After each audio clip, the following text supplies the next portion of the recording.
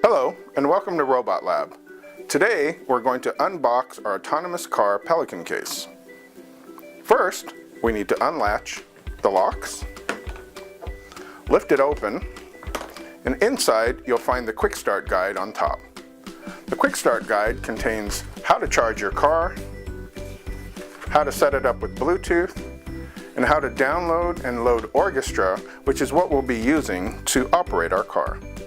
You can also find this in the link in the email that we send out when you get your package. Alright, let's look inside the case.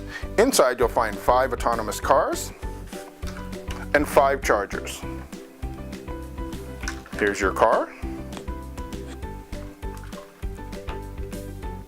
Let's go ahead and charge the car.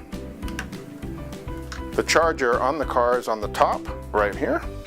You plug that in, and you'll notice the light turns red. When it turns red, that means the car is charging.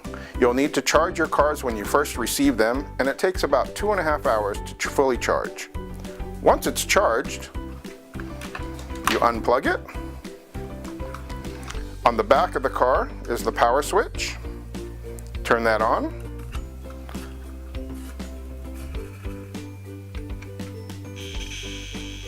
And you're good to go.